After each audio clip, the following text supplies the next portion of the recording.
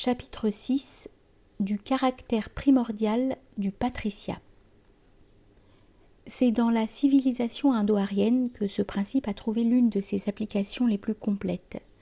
La caste brahmana s'y trouvait au sommet de la hiérarchie, non pas grâce à la force matérielle, ni à la richesse, ni même à une organisation correspondant à celle d'une église, organisation dont, à la différence de l'Occident, elle ne s'est jamais souciée et qu'elle n'a jamais connue. Seul le rite sacrificiel, qui est son privilège, déterminerait la distance qui sépare la caste brahmana de toutes les autres. Le rite et le sacrifice, en investissant celui qui les accomplit d'une sorte de charge psychique, à la fois redoutable et bénéfique, font participer les brahmanas à la nature des puissances invoquées. Et cette qualité non seulement persistera durant toute la vie, attachée à la personne, et la rendant directement comme telle supérieure, vénérée et crainte, mais elle se transmettra à sa descendance. Passée dans le sang comme une hérédité transcendante, elle deviendra une propriété de la race, propriété que le rite d'initiation servira par la suite à rendre de nouveau active et efficace chez l'individu. La dignité d'une caste se mesurait autant à la difficulté qu'à l'utilité des fonctions qui lui étaient propres. Or, en vertu des prémices déjà indiquées, rien n'était considéré comme plus utile dans le monde de la tradition que les influences spirituelles susceptibles d'être activées par la vertu nécessitant du rite. Et rien n'apparaissait plus difficile que d'entrer dans un rapport réel et royal avec les forces invisibles, promptes à atterrer l'imprudent qui les affronte, sans posséder la connaissance et sans avoir les qualifications requises. C'est pour la seule raison qu'elle représentait une unité immatérielle d'individus qui n'étaient pas seulement humains, que malgré sa dispersion, la caste brahmana put, depuis les temps les plus reculés, imposer le respect aux masses de l'Inde et connaître un prestige que nul tyran parmi les mieux armés n'a jamais possédé. De même, aussi bien en Chine qu'en Grèce et à Rome, le patriciat se définissait essentiellement par la possession et l'exercice des rites liés à la force divine de l'ancêtre, rites que le vulgaire ne possédait pas. Seuls les patriciens en Chine pratiquaient les rites vili, les plébéiens n'ayant que des coutumes sues. À la maxime extrême orientale, les rites ne descendent pas jusqu'aux gens vulgaires, fait pendant le maxime bien connu d'Appius Claudius, auspicia sunt patrum. Pour caractériser les plébéiens, on disait qu'ils n'avaient pas de rite, qu'ils ne possédaient pas d'ancêtres. C'est pourquoi, aux yeux des patriciens romains, leur mode de vie et leurs unions étaient considérés comme assez voisins de ceux des animaux. L'élément surnaturel restait donc à la base du concept du patriciat traditionnel, comme de celui de la royauté légitime. C'était en fonction d'une tradition sacrée, et pas seulement d'une tradition de sang et d'une sélection raciale, que l'aristocrate antique existait en tant que tel. En fait, même un animal peut posséder une pureté biologico-vitale, une intégrité du sang. Dans le régime des castes, la loi du sang, de l'hérédité, de la frontière endogamique, ne s'appliquait d'ailleurs pas au seul brahmana, mais aussi aux autres castes. Ce n'était donc pas en ce sens que la plèbe se caractérisait par l'absence d'ancêtres. Le véritable principe de différence reposait au contraire sur le fait que les ancêtres du plébéien et du serf n'étaient pas des ancêtres divins, ceux des familles patriciennes. Le sang ne leur transmettait aucune qualité de caractère transcendant et aucune forme, confiée à une tradition rituelle rigoureuse et secrète, ne soutenait leur vie.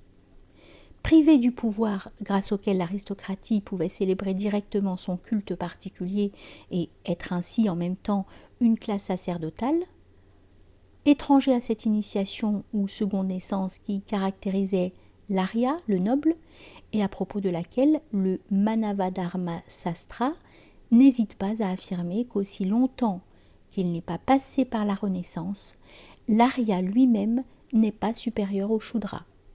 Non purifié par l'un de ces trois feux célestes qui étaient en Iran comme l'âme cachée des trois classes supérieures de l'Empire, Dépourvus de l'élément solaire qui, dans le Pérou ancien, était la marque de la caste des Incas, les plébéiens ne se trouvaient protégés par aucune barrière contre la promiscuité. Ils n'avaient donc aucun vrai culte en propre, de même qu'au sens supérieur, ils n'avaient pas de père, patrem sier non possunt. C'est pourquoi leur religion ne pouvait avoir qu'un caractère collectif et chtonien. Dans l'Inde, ce seront les formes frénético-extatiques plus ou moins liées au substratum des races préariennes. Dans les civilisations méditerranéennes, ce sera, comme nous le verrons, le culte des mers et des forces souterraines, en opposition avec les formes lumineuses de la tradition héroïque et olympienne. Appelés fils de la terre dans la Rome antique, c'est surtout avec les divinités féminines de la terre que les plébéiens eurent précisément des rapports religieux.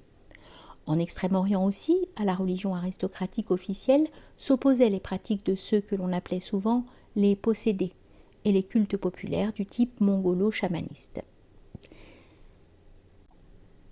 La conception surnaturelle de l'aristocratie se retrouve également dans les anciennes traditions germaniques. Non seulement un chef était en même temps le prêtre de sa gens et de son domaine, mais le fait de posséder pour ancêtre un être divin était la marque distinctive des familles parmi les seuls membres desquelles, à l'origine, on choisissait les rois. C'est pourquoi la dignité royale était d'une essence diverse de celle du chef militaire, élu pour des entreprises guerrières en considération de ses capacités personnelles d'individu. De même, les anciens rois norvégiens se caractérisent par le fait qu'ils peuvent, seuls, sans l'aide d'une caste sacerdotale, célébrer les rites. Même parmi les populations dites primitives, les non-initiés ont représenté les barbares de leur société, exclus de tous les privilèges politiques et guerriers du clan. Avant les rites destinés à changer intimement leur nature et qui s'accompagnent souvent de dures épreuves et d'une période d'isolement, les individus ne sont même pas considérés comme des hommes véritables, mais sont assimilés aux femmes et aux enfants, voire même aux animaux. C'est à travers la nouvelle vie qui s'éveille au moyen de l'initiation que dans un schéma rituel et magique de mort et de renaissance, et à laquelle correspondent un nouveau nom, un nouveau langage et de nouvelles attributions, une vie qui est comme oublieuse de l'ancienne, qu'on arrive à faire partie du groupe des vrais hommes qui tiennent en main la communauté, presque sous la forme de la participation à un mystère et de l'appartenance à un ordre. Ce n'est pas à tort que certains auteurs comme Schurz ont voulu voir en ceci le germe de toute unité proprement politique, point de vue qui concorde effectivement avec ce qui a été dit plus haut au sujet du plan propre à tout État traditionnel, différent de celui de n'importe quelle unité fondée sur une base naturelle. Ces groupes virils, Misnerbind, où l'on est admis grâce à une régénération véritable qui rend vraiment homme et différencie de tous les autres membres de la communauté, ont en leurs mains le pouvoir, l'impérium, et jouissent d'un prestige incontesté. Ce n'est qu'à une époque récente que le concept de l'aristocratie prendra, comme la royauté et tout le reste, un caractère exclusivement séculier et politique. On prendra surtout en considération, dans la noblesse d'épée et la noblesse du cœur, les qualités de caractère et de race, d'honneur, de courage et de fidélité. Puis apparaîtra la conception plébéienne de l'aristocratie, qui nie même le droit du sang et de la tradition. En un tel concept rentre essentiellement aussi ce qui fut dénommé l'aristocratie de la culture ou des intellectuels, née en marge de la civilisation bourgeoise. D'aucuns ont plaisanté à propos de la réponse du chef d'une grande maison patricienne allemande lors d'un recensement effectué sous Frédéric le Grand: Analphabet wegen des hohen Adels, et à propos encore de l'ancienne conception des lords anglais considérés, ainsi que l'a dit quelqu'un, comme savants de droit, doctes, même s'ils ne savent pas lire. La vérité est que dans le cadre d'une conception hiérarchique normale, ce n'est jamais l'intellectualité, mais seulement la spiritualité, entendue comme principe créateur de différences ontologiques et existentielles précises, qui sert de base au type aristocratique et établit son droit. La tradition en question se poursuit, bien que sous une forme atténuée, jusqu'à la noblesse chevaleresque qui, dans les grands ordres médiévaux, revêtit, comme on le verra, un certain aspect ascético-sacré. Mais ici déjà, la noblesse se réfère surtout bien souvent à un élément sacré, ayant son siège non en elle-même, mais au dehors d'elle-même, dans une classe distincte de la noblesse, à savoir le clergé, représentant d'ailleurs une spiritualité éloignée de celle des élites originaires. Il convient de remarquer que l'élément rituel et sacré servait de fondement non seulement à l'autorité des castes supérieures, mais aussi à celle du père à l'intérieur de l'ancienne famille noble, plus particulièrement dans les sociétés aryennes occidentales, en Grèce et à Rome. Le pater familias revêtait à l'origine un caractère semblable à celui du roi sacerdotal. Le mot pater était déjà par sa racine synonyme de roi. Selon les mots rex, il impliquait donc non seulement l'idée de la paternité matérielle, mais aussi l'idée d'une autorité spirituelle, d'une puissance, d'une dignité majestueuse. Et l'on ne peut considérer comme dénuées de base les vues selon lesquelles l'État serait une application élargie du principe même qui fut à l'origine de la famille patricienne. D'ailleurs, le pater, s'il était chef militaire et seigneur de justice pour les membres de sa famille et pour ses serviteurs, était néanmoins in primis et ante omnia, celui à qui il appartenait de célébrer les rites et les sacrifices traditionnels propres à chaque famille patricienne et qui constituaient, comme nous l'avons dit, son héritage non humain. Cet héritage de l'ancêtre divin ou héros de la lignée avait également pour support le feu. Les 30 feux des 30 gentes autour du feu central de Vesta dans la Rome antique, qui, alimentés par des substances spéciales, allumées selon certaines règles rituelles secrètes, devaient brûler perpétuellement dans chaque famille, à la façon du corps vivant et sensible de son héritage divin. Le père était précisément le prêtre viril du feu sacré familial, celui qui, pour ses fils, ses parents, ses serviteurs, devait donc apparaître comme un héros, comme le médiateur naturel de tout rapport efficace avec le suprasensible, comme le vivificateur par excellence de la force mystique du rite, dans la substance du feu qui, sous les espèces d'Ani, était d'ailleurs considéré chez les Indo-Ariens comme une incarnation de l'ordre, comme le principe qui conduit les dieux à nous, le premier-né de l'ordre, le fils de la force, celui qui nous conduit plus haut que ce monde, dans le monde de l'action juste. Manifestation de la composante royale de sa famille en tant que seigneur de la lance et du sacrifice, c'était surtout au père qu'incombait le devoir de ne pas laisser s'éteindre le feu, c'est-à-dire de reproduire, de continuer et d'alimenter la victoire mystique de l'ancêtre. C'est pour cette raison qu'il constituait réellement le centre de la famille et la rigueur du droit paternel traditionnel en découle comme une conséquence naturelle. Elle subsiste alors même que la conscience de son fondement originel est pratiquement perdue. Celui qui, comme le pater, a le jusquiritium, c'est-à-dire le droit de la lance et du sacrifice, possède aussi à Rome la terre et son droit est imprescriptible. Il parle au nom des dieux et au nom de la force. Comme les dieux, il s'exprime avec le signe, avec le symbole. Il est intangible. Contre le patricien ministre des divinités, il n'y avait originairement aucun recours juridique possible, nulla auctoritas. De même que le roi jusqu'à une époque plus récente, il ne pouvait être juridiquement poursuivi. S'il commettait une faute dans son mundium, la curie déclarait seulement qu'il avait mal fait.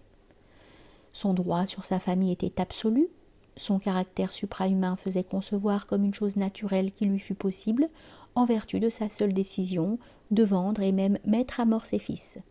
C'est à cet esprit que correspondaient les structures de ce que Vico appela justement le droit naturel héroïque ou le droit divin des gens héroïques.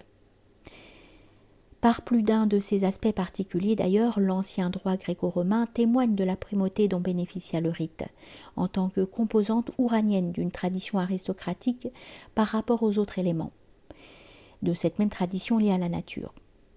On a pu dire à juste titre que ce qui unit les membres de la famille antique est quelque chose de plus puissant que la naissance. Le sentiment, la force physique, c'est la religion du foyer des ancêtres. Elle fait que la famille forme un corps dans cette vie et dans l'autre. La famille antique est une association religieuse plus encore qu'une association de nature. Ainsi, le rite commun constituait-il le vrai ciment de l'unité familiale et souvent aussi de l'agence. Si un étranger était admis à ce rite, il devenait un fils adoptif, jouissait des privilèges aristocratiques dont se trouvait au contraire privé le vrai fils s'il avait abandonné le rite de sa famille ou si celui-ci lui avait été interdit. Ce qui signifiait évidemment que, selon la conception traditionnelle, c'était le rite, bien plus que le sang, qui unissait et séparait. Avant d'être unie à son époux, dans l'Inde, en Grèce et à Rome, une femme devait être unie mystiquement à la famille ou gens de l'homme, au moyen du rite. L'épouse, avant d'être celle de l'homme, est l'épouse d'Ani, du feu mystique.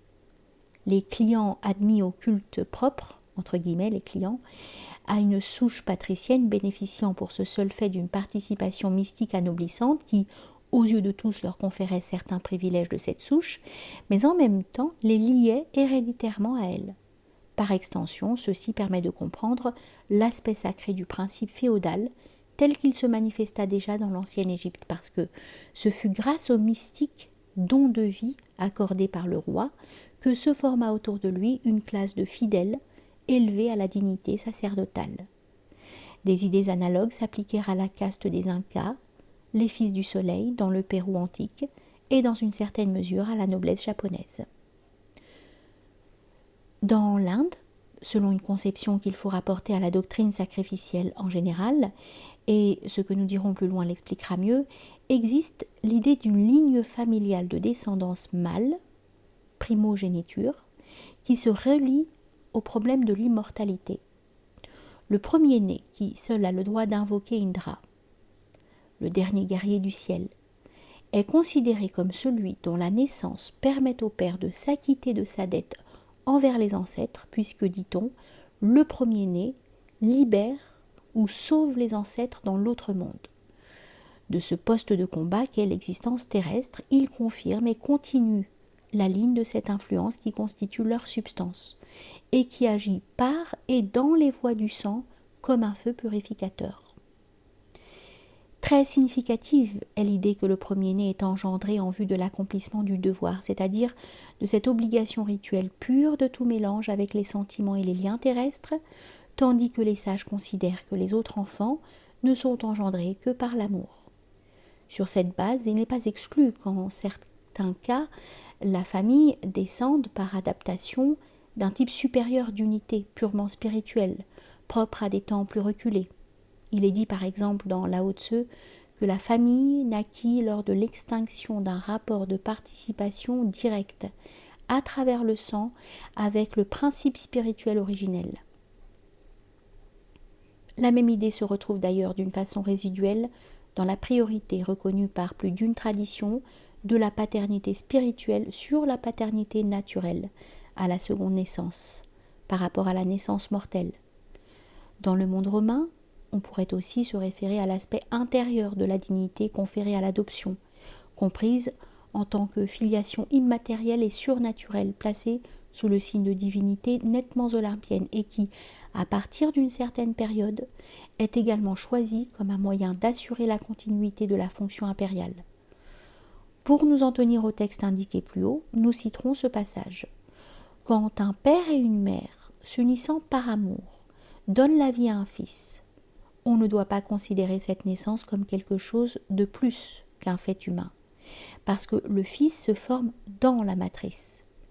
Mais la vie que lui communique le maître spirituel est la vraie vie, qui n'est sujette ni à la vieillesse, ni à la mort. De cette façon, non seulement les rapports naturels passent au second plan, mais ils peuvent même se renverser. On reconnaît en effet que le Brahmana, auteur de la naissance spirituelle, est, selon la loi, même s'il n'est qu'un enfant, le vrai père de l'homme adulte, et que l'initié peut considérer ses parents coince ses enfants parce que sa sagesse lui donne sur eux l'autorité d'un père. Là où, sur le plan juridico-social, la loi de la patria potestas fut absolue et presque non humaine, on doit penser qu'elle dut ce caractère au fait qu'elle possédait, ou avait originairement possédé, une justification de ce type dans l'ordre d'une paternité spirituelle, également liée à des rapports de sang, presque comme une face âme liée à une face corps dans l'ensemble de la souche familiale. Nous ne nous attarderons pas sur ce point. Il convient toutefois d'indiquer qu'un ensemble de croyances antiques concernant par exemple une sorte de contagion psychique en vertu de laquelle la faute d'un membre de la famille retombe sur la famille tout entière, ou bien à la possibilité du rachat d'un membre par un autre ou du règlement d'une vengeance par un autre, postule également l'idée d'une unité qui n'est pas simplement celle du sang, mais qui est encore d'ordre psychospirituel. À travers ces multiples aspects se confirme toujours davantage l'idée selon laquelle les institutions traditionnelles étaient des institutions d'en haut, fondées non sur la nature, mais sur un héritage sacré et sur des actions spirituelles qui lient, libèrent et forment la nature. Dans le divin, le sang, dans le divin, la famille, État, communauté, famille, affection bourgeoise, devoir au sens moderne, c'est-à-dire exclusivement laïque, humain et social, sont des constructions, des choses qui n'existent pas, qui se trouvent en dehors de la réalité traditionnelle, dans le monde des ombres. La lumière de la tradition ne connaît rien de tout cela.